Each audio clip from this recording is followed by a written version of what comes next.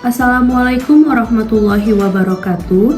Perkenalkan, nama saya Fadilah Humaira dengan NPM 2205 1080 154. Saya mahasiswa Ilmu Tanah Fakultas Pertanian Universitas Syah Kuala. Video ini saya buat untuk memenuhi tugas praktikum biomorfologi dan analisis landscape.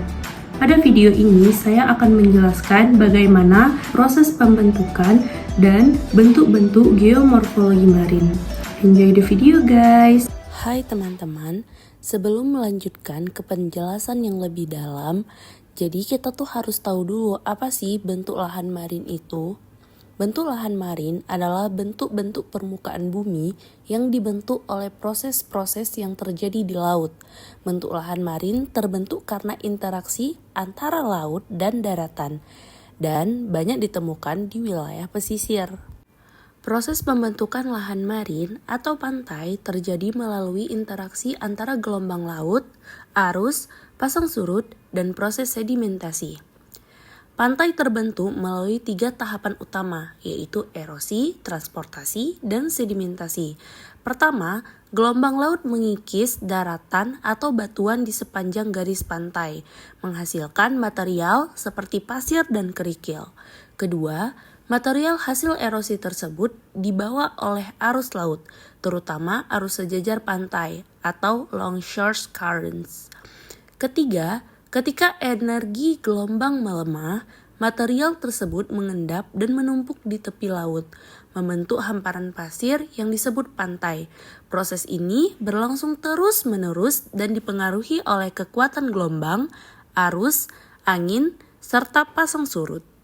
Bentuk lahan marin dibagi menjadi 2, yaitu bentuk lahan marin erosional dan bentuk lahan marin deposisional. Bentuk lahan marin erosional adalah bentang alam yang terbentuk akibat proses erosi oleh gelombang laut yang menghantam garis pantai secara terus-menerus. Proses ini mengikis batuan dan tanah di daerah pesisir, menghasilkan berbagai bentuk lahan yang khas. Lalu selanjutnya ada bentuk lahan marin deposisional, adalah bentang alam yang terbentuk akibat proses pengendapan deposisi material oleh gelombang, arus laut, dan pasang surut di wilayah pesisir. Material yang diendapkan umumnya berupa pasir, lumpur, kerikil, atau pecahan batuan yang sebelumnya terbawa oleh air laut. Bentuk bahan erosional marin itu yang pertama ada cliff. Cliff merupakan bentukan tebing yang berbatasan langsung dengan perairan laut dengan kemiringan lereng yang curam hingga terjal. Yang kedua ada sea cave, merupakan gua hasil erosi oleh hantaman gelombang dan arus yang kuat serta intensif pada tebing terjal atau cliff. Yang ketiga ada sea arch, merupakan perkembangan dari sea cave yang telah tererosi sangat berat sehingga membentuk seperti jembatan.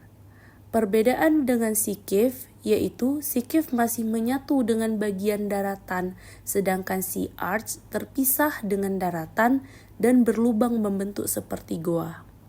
Yang keempat ada sea stake. Bentuk lahan ini juga merupakan hasil perkembangan dari cliff atau headline akibat erosi oleh gelombang dan arus laut terus-menerus. Biasanya batuan penyusunnya bersifat resisten sehingga bisa bertahan dari tantaman gelombang dan mampu membentuk tiang atau tower yang terpisah dari daratan. Yang kelima ada teluk, merupakan lahan hasil erosi yang menjorok ke daratan seperti cekungan. Dalam proses bentuk lahan teluk juga terdapat proses deposisi material marin dari sekitarnya. Lalu selanjutnya ada pembentukan lahan deposisional.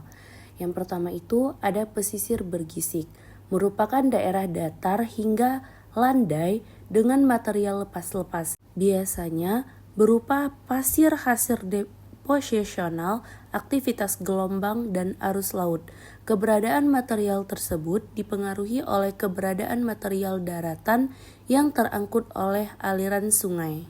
Yang kedua ada beting gisik, merupakan bentukan yang berada di belakang gisik yang membentuk gundukan yang bertingkat, yang juga dapat memberikan informasi terkait tahapan-tahapan perkembangannya. Yang ketiga ada tembolo, merupakan daratan yang menyambung dari dua daratan yang terpisah. Arus yang melemah mengendapkan material di antara kedua daratan tersebut, kemudian lama-lama menyatu. Selanjutnya ada bentukan spit, merupakan daratan yang memanjang seperti barier atau benteng berbentuk lurus sejajar dengan pantai. Salah satu ujungnya terikat dengan daratan, sedangkan ujung yang lainnya tidak terikat. Yang kelima ada laguna, merupakan bagian perairan yang dibatasi oleh spit atau berada di belakang atau terkurung karena adanya barier.